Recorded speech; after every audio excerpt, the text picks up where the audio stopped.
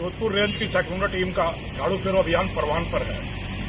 समाज के कूड़े कचरे करकट को उठाकर बीन कर डस्टबिन में उनकी मंजिल तक पहुंचाने का काम चरम पर पहुंचा हुआ है और उसी की अगली कड़ी के रूप में ऑपरेशन अस्मित भ्रम और ऑपरेशन भलाल देव चलाकर लंबे समय से फरार दो कुख्यात अपराधी विष्णु पुत्र पप्पाराम निवासी पिपाड़ और भैरूलाल पुत्र मांगीलाल निवासी निम्बा हेड़ा चित्तौड़गढ़, इन पर 65,000 रुपये का इनाम घोषित था।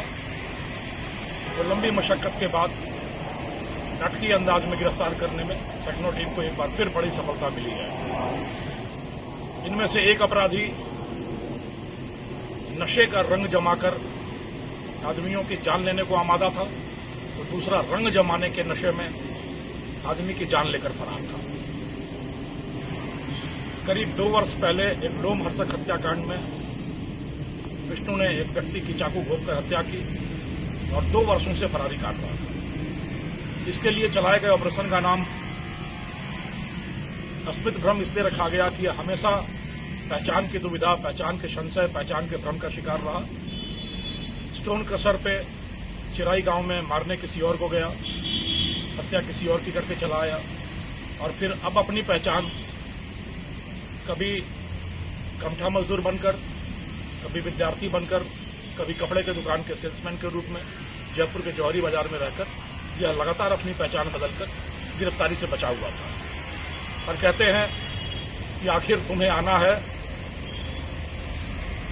चाहे थोड़ी सी देरी होगी, भाग लो जितना भी भागना है, तुम्हारे पांव में बेड़ी होगी। उसी तर्ज पर कहीं ना कहीं से सूचना मिली और जौहरी बाजार के कपड़े की दुकान से विष्णु पकड़ा गया। तो दूसरा भैरूलाल जो मादक द्रव्यों का बड़ा तस्कर था, चित्तौड़गढ़ से मारवाड़ के इलाके में सप्लाई करने का काम करता था, वह भी स्थानीय होने के चलते वहां लगातार भागता रहा, लंबे समय से भागता रहा और जब भागते भागते थक गया तो खाटू श्याम बाबा की शरण में गया शांति की तलाश में। और वहां से लौटते समय बाबा ने चाहे उसे शांति दी या नहीं दी, पर उसके भागते कदमों को आराम जरूर दे दिया। फुलेरा रेलवे स्टेशन के पास ट्रेन का इंतजार करता हुआ यह अपराधी भी सेक्टर टीम के हत्थे चढ़ गया। इस तरह से इन दोनों अपराधियों की गिरफ्तारी के साथ ही शिकारों की संख्या 122 पर जा पहुंची है। ऑपरेशन अस्मित भ्रम और ऑपरेशन भलाल देव की सफलता के साथ ही एक बड़े सफलता की ओर बढ़ती हुई मारवाड़ की धरती को निर्मल, स्वच्छ और स्वस्थ बनाने की ओर सेक्टर सेल के कदम सुदृढ़ हुए हैं, सबल हुए हैं। और कहते हैं, इन अपराधियों के लिए हमारा संदेश है कि कहते हैं कि जब पता नहीं चलता कि इन अपराधियों को जमीन खा गई या आसमान निकल गया, तो जो सेक्टर टीम ढूंढती है तो उनका पता चल गया। तो ऐसे सारे फरार भगोड़े वांछित अपराधी एक के बाद एक करते हुए सेक्टर टीम के चंगुल में आएंगे।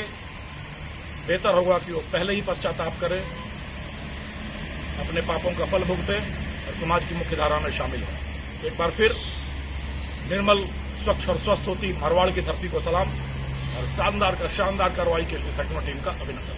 धन्यवाद।